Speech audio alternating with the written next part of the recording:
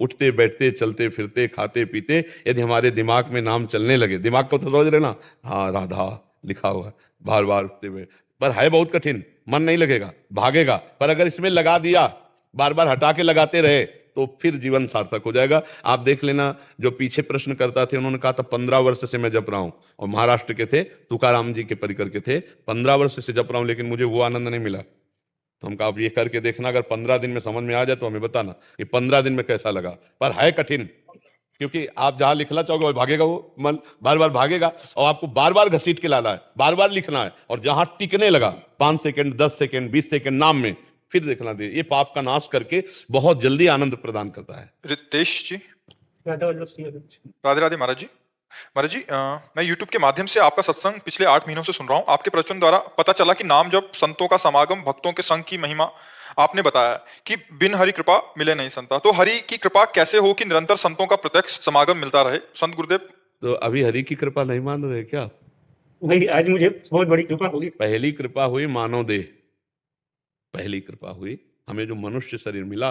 कबहू का करी करुणा नर देही, देत ईस बिनु हेतु सनेही।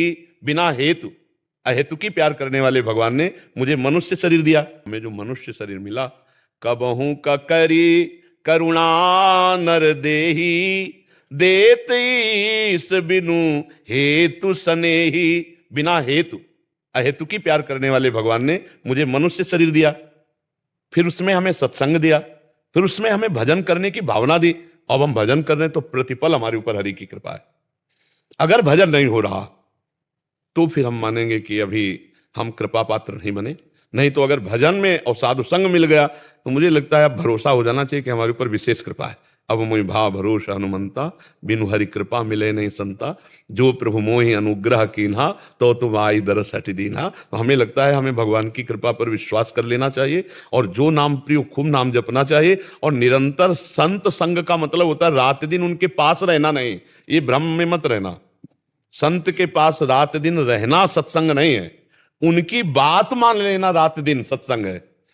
अच्छा, रात दिन जो हमारे पास रहते हो रात दिन रहते हैं क्या?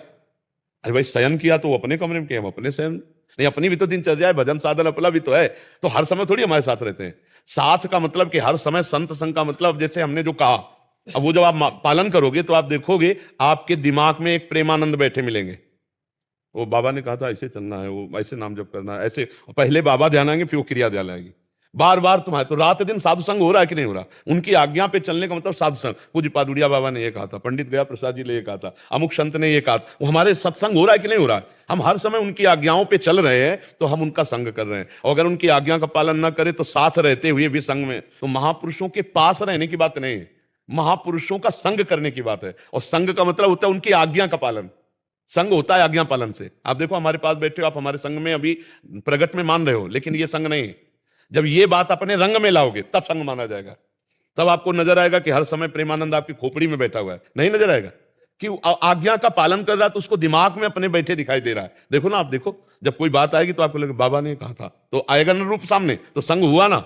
हाँ, आप यहां बैठे हो और हमारी बात ना मानो तो यहां संग नहीं हो रहा है, ये संग नहीं हो रहा है। सत्संग तो आप करोगे, ये सतवार्ता हो रही, ध्यान दीजिए। संग अभी नहीं माना जाएगा, ये सतवार्ता है। इस सतवार्ता को जब आप स्वीकार करोगे तब सत्संग होगा। सत्संग अपने आप से होता है। आप कुसंग कर रहे हो अंदर से या सत्संग वो आपका है? सतवार्ताएं हो रही है, सत शास्त्रों की, संतों की सतवार्ता है, लेकिन इसका संग आप करोगे।